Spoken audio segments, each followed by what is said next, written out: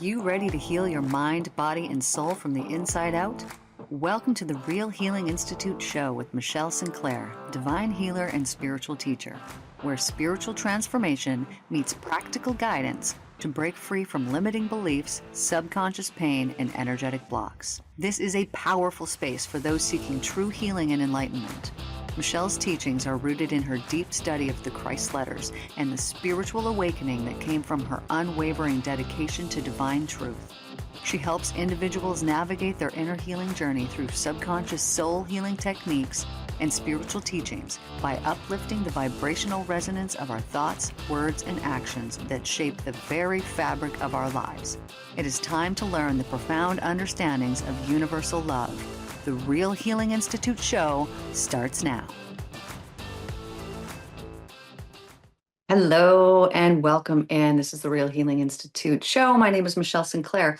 Today we're going to be talking about the real work, what it really takes to get to this place of enlightenment. If this is something that you've been seeking, I'm going to give you some practical examples of things that need to happen, the real work that actually needs to be accomplished. And I'm going to teach to you guys from the Christ letters, which is what I use here for teaching.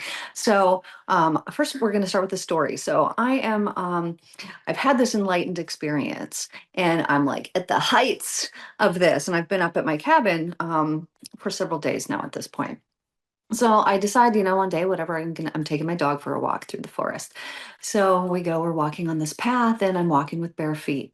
It's really nice on the path. The dirt is so soft. It's just so nice. It's warm out. It smells good. I'm picking blueberries, all the good, wonderful things. So, or maybe I was looking for blueberries. Anyways, so I'm walking on this path and the dog runs up ahead and I'm like, oh, I'm going to go down to this place that's a little farther. And I step out onto a different path.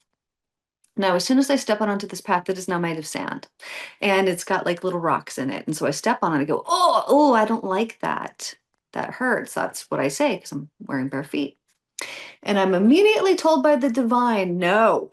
And I was like kind of stunned by this intense reaction from the divine telling me, guiding me, because this is what I've been asking for. And I'm told no. It was like, oh, what have I done wrong? And it was saying, this might be a very welcome path, depending on where you were coming from. And just like notice that you just judged it. And then notice what happened to you when you did that. So everything's good, great, gravy, right? I'm walking on this nice soft path. I step on that path, all of a sudden, ooh, right? My body tenses up. Ooh, I don't like this. Oh, this path. And I take a couple steps and I'm judging it. And immediately, the heightened state that I had been in went away in that second. Like it was just immediately gone. But then, upon my lesson that the divine, spoke to me and told to me, then it came back because I was like, oh, you're right. Okay, I realized what I did. I judged something so harshly. And you might think, like, oh, it's no big deal. We're judging a path. But it actually is a really, really big deal. Think about this. If you're in heaven, are you going to be judging a path because it's too rocky, because you don't like it? You're not, because that path is not going to exist. So something previously had been set up in the mind, in the construction of a consciousness that then played out later on in life. And because of this reaction of, ooh, I don't like this, tension, tightness, pushing away of the life that's being presented to me at that moment. Ooh, I don't like this, push. I was then stopping the flow of the divine love that was meant to, and that is constantly flowing to us every single second. So I'm going to read to you something. This is so good. This is from the Christ letters. So if you have not experienced this book before, let me tell you, you can listen to it for free on YouTube and you can read it for free online. It is this one, if you happen to be able to see your screen, Christ Returns, Speaks His Truth. And I'm going to read to you from page 27. So this is right after, well, this was actually while Jesus was in the desert. So he's telling us about his enlightenment, right? Because if you read the Bible, what does it tell you? It says that he was, the angels were with him and that he was tempted of the devil. That's the totality of what they have to say about him in the desert. But yet this was where he went out and came back and the dude's enlightened now. So it's very valuable information, things that we actually need to know. And he was out there for 6 weeks. Lots came to him during this time. So first of all, he had this vision and he said, first of all, I saw a newborn babe as light. a life form of creative power. I've seen this too. When I work with my clients and we go back and we're doing spiritual, usually healing child trauma, things like this, when we go back and we work with these things, it's like, notice how much light there is. And there's so much light that's present. And then usually what happens is we regress back to a point where we see that the light has now dimmed. There has been some type of circumstance, something has happened, and things have changed, and now the light has dimmed. So as the baby grew into childhood and then manhood, I saw the pure light of the creative power gradually dimmed and then obscured altogether in him by a dense wrapping of chains and thongs. I'll explain what that is in a minute. I questioned the meaning of this vision, and there came to my mind a clear understanding which may be expressed in the following words. From birth to death, people believe and they insist that their five senses of sight, hearing, touch, smell, and taste correctly predicate the reality of themselves and the universe around them. Therefore, because they draw their mind power direct from divine consciousness power, it is done to them according to their beliefs. Very important. It is done to them according to their beliefs. Now, each thong and chain represents personal habitual thoughts. As I read these here, just notice where they might apply in your life, because these are the chains that we need to and we must remove. This is the real work. So each thong represents a person's habitual thoughts, the responses to people and events, prejudices, hates, animosities, anxieties, sorrows, all of which bind him down and shut out the light from his inner vision, drawn from the creative power. So all of these things, all of the worries, the hates, the animosity, the sorrow, the prejudice, the judgments, these are the things that bind us down. This is the real work. Thus, he enters into darkness, but he doesn't even know it. He believes that he's growing up and becoming mature in the ways of the world, which will enable him to forge ahead and make good, become successful, the aim of most people on earth. In fact, the more mature he becomes and versed in worldly ways, the more densely do his chains and thongs imprison him with the grip of the grip of twin impulses of bonding and rejection. Bonding, I like this. Rejection, I don't like this. Think about any time that we think, oh, I don't like this. It's like we're pushing it away, right? Our body tenses up, tightens up, it pushes away, but we are not just pushing away that thing that we do not like.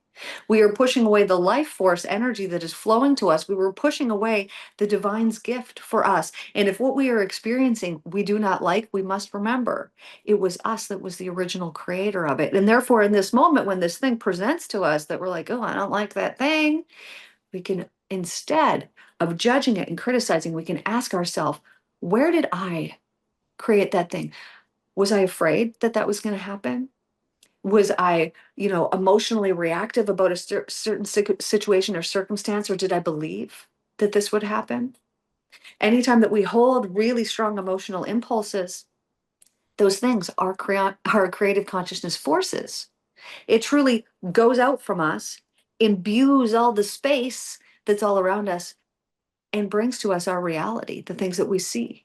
When I was up at my cabin and I'm at the heights of this enlightenment and I'm in the kitchen and I realized, this was when I realized, I thought, okay, so we're given free will. But what our free will actually is our choice to choose between hell and heaven all day, every single day, all the time, always. We get to choose. Are we looking at that thing and judging it and putting ourselves in hell? Or are we judging it in a favorable, beautiful way and putting ourselves in heaven? All day long we do this. We can go back and forth in 1 minute, judging something, loving something, judging something, loving something, back and forth a friggin' a million times, however much time however much time we have to go back and forth with something like this of, oh, I don't want to do that, but I know I need to.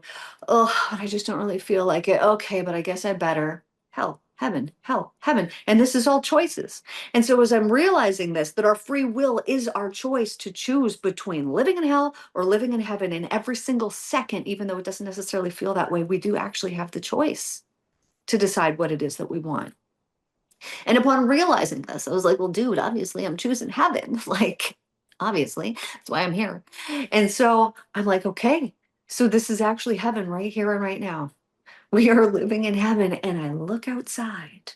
Just as I'm looking outside right now, there's water outside my window right here. I'm in Oceanside at the harbor. So beautiful. That day I'm looking out my cabin window right there at the water.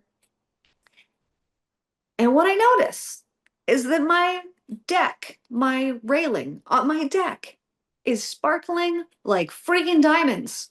And I'm like, how is it looks like it's made of diamonds. And then I had this, of course it is. You're living in heaven. Of course it is. And I understood then the streets of gold and all the things that they were talking about because our reality, it actually shifts, it actually changes before our very eyes. Before our very eyes when we believe these things so strongly. And once we have pushed out all of this prejudice, hate, animosity, anxiety, sorrow, all of the things that bind us down and shut out the light that is within us. So ask yourself, what are you worrying about? Because if you're worrying, you have a belief. This is the real work. If you are worrying about something, you have a belief that things don't work out for you. That's not going to happen for you this time. That I don't know what it is, but you have some type of belief. If you are worrying about something, you have a negative belief. And it is your mental attitude that determines your entire life. And so if you have a belief that's, saying, oh, this isn't going to work out for me, you're right, it's not, because you're putting your consciousness power into it not working out for you. Not because you don't deserve it, not because you're not worthy, not because of anything other than you actually don't believe. And this is what he's talking about. From birth to death, people believe and insist that their five senses correctly predicate the reality of themselves. And so they base their life off of the things that they're just seeing, smelling, touching, feeling all around them and think this is life. But they don't question, how has this life come to be? When all of it is because of us. So with this vision that he had, he learned the most valuable aspect of existence. Man himself is born with all the potential to make a beautiful life for himself. But he, himself, by indulging in his selfish desires, his hatreds, he creates a prison of misery for himself with which there is no escape until such times he realizes the truth of existence. All the problems of harsh existence lay within the thought process of man himself.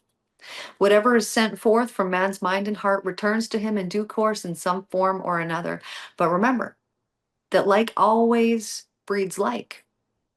Strongly emotional thoughts are consciousness seeds planted within a man's own orbit of consciousness, and these will grow, bearing a like harvest for his reaping. These are the fruits of free will. There's no way that a man may escape what he thinks, says, or does, for he's born of the divine creative consciousness power and is likewise creative in his imaginings. So whatever is sent forth from man's mind and heart returns to him in some form or another. It is like a consciousness seed, right? So when we plant a seed, let's think of an oak tree. Okay, so we've planted an oak tree seed. Well, how does that happen? How does this tiny little seed here all of a sudden turn into this giant, huge thing? Consciousness. It truly knows what it is. This seed is the knowledge of what it will become. And because it knows what it's meant to do, it will become that. Just like when we think about our body and all of the cells that we have in our body, each of them is the same, but they do different work. The only difference between a hair cell and a skin cell is the work that it's doing because it knows. It has consciousness, intelligence within it. Therefore, when we believe things in certain ways, here's a practical example, something that I have seen in my office. Let's say that you are a little child and in your family is a disease or an illness. And so you have an older person from your family now tell you, like, hey, man, you're going to end up with this. Well, what have they done but cursed you? By you hearing these words and by then believing in them, you have now set up the consciousness forms to create that very thing that you do not want. Whereas if you were to say, that ain't going to be me, man, then it ain't going to be you, man. That's truly the difference between that's not going to be me and that's going to be me. If you believe it is, it is. Now, here's the thing of this whole spiritual work, right? People decide, okay, well, that sounds really good. I want to do that. I'm going to start doing that. And then they do it for a day, or they do it for a week, or maybe they do it for a month, and they don't see anything truly happening. Even though things are happening in the realm, maybe not visible to your eyes yet, things are happening, but they don't see tangible proof with their eyeballs. And so they say this doesn't work, and they quit and they give up. Well, I have to say that this is a lack of faith, and that there is no real passionate heart, no real connection, commitment to the process. Then to that, it's not something that you're truly pulling out and really wanting, or you would stick with it. But when we don't get these instant results like we want here, right? We want instant results, right? You want to lose some weight. Well, you wanted to lose it yesterday. You don't want to wait. You want it gone right now. But these things, it's faith. It takes time sometimes, and sometimes it doesn't. The more chains that you have off of you, the faster these things manifest. So if you are really wrapped up with chains, meaning you worry a lot, you got a lot of fear, you got a lot of stress, you got a lot of anxiety, there's not a lot of faith that things are going to work out for you.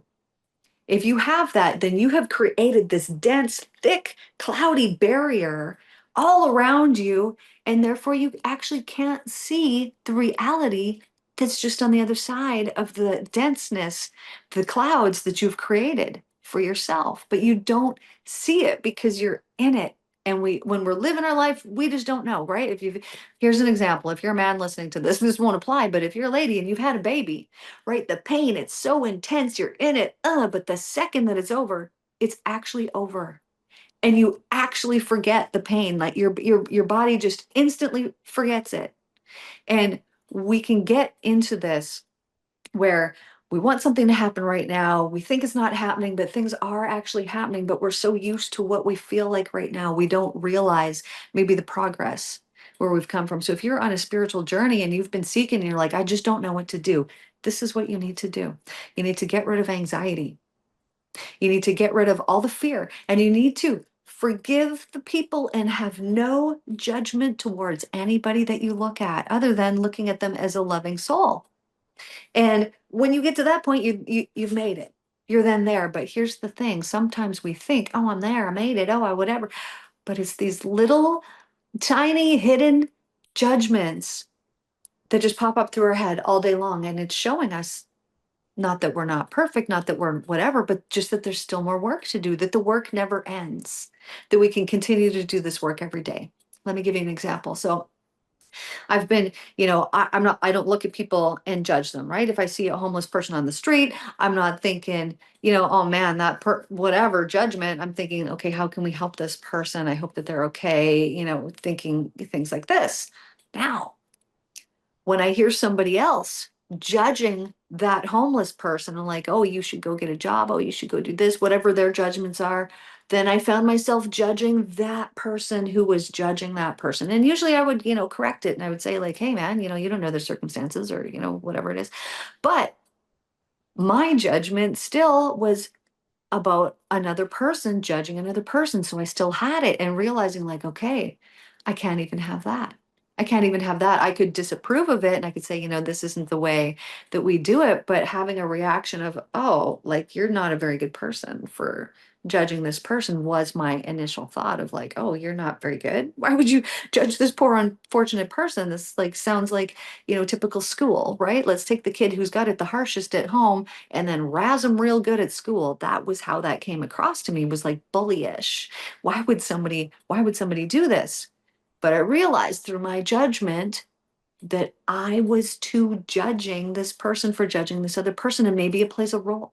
Maybe there's some part in here that needs to be seen. Maybe that person needs to judge so that they can later go on and realize, like, oh, wow, I judged that person really harshly. Maybe I should change that. But me wasting my time judging somebody else is truly that, is a waste of time. And then what's going to happen is I've now planted a seed, because I had an emotional reaction to somebody else's judgment. I planted a seed that is then going to come to harvest again. So then now in the future, when somebody else does that, and I can go, okay, well, I know why this is presenting to me, because I didn't like it when it came up the first time, and because I judged it, and because I pushed and created some resistance against it. So now it's coming back to me again to see, like, oh, what are you going to do with it this time? And so then when it comes up next time, then I'm going to go, right, I remember and I know exactly why this is happening. Because I judged that person for judging that person, and now it has come up and it's shown me again. And so, what am I going to do this time? Well, I'm going to choose to love that person because there's obviously something within that person who was judging that person that is unhealed, or they wouldn't judge somebody else. Which now, seeing that as a reflection, obviously there was something within me that was not healed to judge the person who was judging the person. So, the real work here is to go from the hellish thoughts that you have to the heavenly ones. So, what thought do you have? Let's start with a person in your life. Is there any person in your life that you feel like, I really need to forgive this person? Maybe you don't want to forgive this person. That's the one you really need to forgive. Is there anybody in your life or any hidden resentment or animosity that you have? Because none of these things are hidden. And so let's say that you have resentment. Let's say that you have a partner and you feel like, your partner has done something and you just keep it in your mind there and you're like, oh, how dare they? Oh, this little thing. And you keep building on that little seed and you keep building on it because every time that it comes up, rather than say no and correct it, you feed it. You give into it. You have more of an emotional reaction to it. And so you're feeding it a little bit more and a little bit more and a little bit more. And then pretty soon you're like, I don't know why me and my partner broke up. And I know why. It's because there was hidden resentment. Because nothing is hidden. And this person was picking up on it and they're going, oh, they're feeling a certain way. And they're more than likely sending that same energy back to you. They don't even know where it's coming from or why it's there, but because you've got this towards this person. But if you have resentment, then you don't have heaven. You've chosen to not have heaven. You've chosen to live in hell through a thought, through a judgment that you have. And how do you know that that judgment, that resentment that you have is even correct? Because oftentimes it's not. It's the truth. It's the truth for us, right? We feel this thing that has happened, that's the truth, but it doesn't mean that it's correct. It doesn't mean that it's the universal truth. Here's my example. Let's say your partner has come home and they didn't take out the trash, and that's their job. Usually they take out the trash, and so you had to do it today on top of all the other things that you had to do. And so you're like, oh, you're just kind of thinking like this, grumbly, little angry, whatever it is, when you don't know. Maybe your partner was about to go and do that. Maybe they had a really long day. Maybe they had a harder day than you and they're just exhausted and they're going to do it, but they were going to do it later.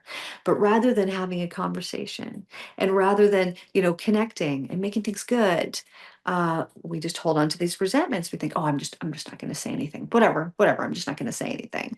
And then we go on about creating our hellish life, and we don't realize that we're the one that's doing it.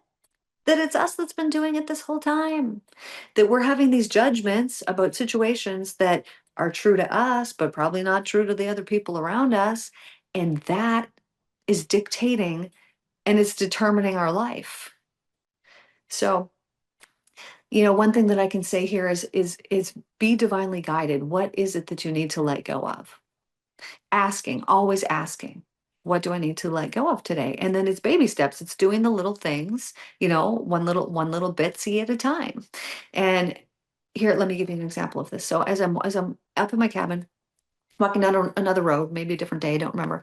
Anyways, I'm walking down the road and I'm like, so heightened. This state's just amazing. Let's go. Let's heal the people. Let's tell them all the universal truths so they can change their lives and make them better. Let's do all these amazing and wonderful things. So I'm like walking down the road and I'm like, divine, like, what should I be doing right now? Tell me something. And I hear just keep walking. And I'm like, what? That is so disappointing. Like I was hoping for like some deep, profound truth that had been coming through. I've been channeling things. They're all on my blog. I've been writing these profound, amazing things straight from the divine source, making everything all line up. And then I'm told just keep walking. What? This is disappointing. And so as long as I had the thought of this is disappointing, that's how long it lasted. Was that like 1 second was what? That's it? And then was told, I don't predict your future. I'm not a future teller. I don't have anything to do with that. But I can tell you what to do exactly right now. And if you do what you're supposed to do right now, all the time, checking in, asking, what am I supposed to do? You're going to be guided in the right way. You're going to end up where you're supposed to be. And I thought, wow, that was actually extremely profound. And how many times do we think about, our future and we worry about the future, or we, how's this going to be, or what's it going to be like? And we've wasted all of that time. We've planted all of those fearful seeds that are just bubbling up for harvest. And as we do this, what we don't realize is we don't need to do any of that. The more present that we can be in this moment, in the here and the right now, the more wonderful life can be. Because if we're here in the present and the present's really good, then what we're doing is we're planting more seeds of really good things that we are then going to experience as a harvest coming in later. We're going to experience the same thing again, the same emotion, the same heightened sense, this wonderful reason why we're all here. So, practical tip that you can do today: go and take yourself into a state of meditation, and this does not take long. When you're putting your mind into theta, and the reason why you do this is because your theta brain operates differently. It cycles just a little bit slower. And so when you do this and you go into your subconscious mind, you're taking away the conscious mind, and the conscious mind is telling you 700,000 things all at once, and the subconscious is just going to do what you want it to do. So take yourself into that meditation state, and then ask yourself, what do I need to let go of today? Do I have any hidden resentments? Do I have any animosity? Do I have any fear? What do I got to work on? What do I got to let go of? And then while you're in that state, understand what it is that you need to let go of, and then work to let go of that thing. Now, I have a series on YouTube called the Mental Cleanse series. Now, this is a mental cleanse playlist on my channel, which is The Real Healing Institute. So if you check out the Real Healing Institute channel, go to the Mental Cleanse playlist. This is free hypnotherapy sessions. This would be like, there's over 40 videos on there. So what do you need to let go of? Oh, it's anger. Okay, so then go and find the video that says anger on it, and it is going to guide you through a subconscious healing technique that is going to be able to relieve anger from you. Or is it sadness? Or do you need to heal your mother wound, heal your father wound? All of those are there. They're all available. You can even go into past lives. This is what I've noticed here recently working with the clients over the past couple months, is it seems like they've done a lot of this work. They've done the inner child healing, all of the trauma, they've healed it. And now they're looking for, they don't know, there's some type of block, there's something that's there, and going to past lives has been really helpful to them. And so there's also a past lives playlist. But if any of this has sparked your interest, or you feel like you need help working through your issues, I do all subconscious healing. So this is soul level healing. Nothing is conscious. We're sitting there, we're talking, and you're telling me what the issue is, but then we're going into a subconscious state. And through this subconscious state, there's instant relief from things like anxiety, depression, heavy, harsh, dense chains and thongs that have been put on you through your life, that you put on you, that you didn't even know that you put on you. You didn't necessarily choose it. Often it'll be children. Somebody will have said something to them. They will have been bullied. Their parents will have been abusive. They will have felt neglected. They will have felt unloved. Things like this has happened to them as a little child. Now they feel a certain way in their life, and they don't know that that's actually not them, because that little piece that they feel is just a way that they feel, and that's not actually them, but it's weighing them down. It's keeping them stuck. It's keeping them blocked and stagnant, and it's not helpful. And just upon seeing it, it can be relieved and healed. I love you guys so much. Thank you guys for tuning in here today. This is the Real Healing Institute. My name is Michelle Sinclair. If you would like to know more, I have daily podcasts on YouTube that you could go and check out. And you can check out my website or follow me on any social media under therealhealinginstitute.com is my website, and the Real Healing Institute under all the other platforms. I would love to hear from you, and you can reach me through my website if you would like to work with me here in the future. Love you all so much. And I will see you guys in the next one. Take care. Thank you for joining the Real Healing Institute show with me, Michelle Sinclair. Tune in every second and fourth Wednesday at 9:30 a.m. Pacific on transformationtalkradio.com for more empowering ways to spread love and set yourself free. Together, we'll elevate the consciousness of the planet. Stay connected. Follow me on social media, subscribe to the podcast, and explore the Mental Cleanse series on YouTube. Ready to go deeper? Book a session with Michelle at therealhealinginstitute.com. Until next time, keep healing, keep growing, and remember, love is the only way.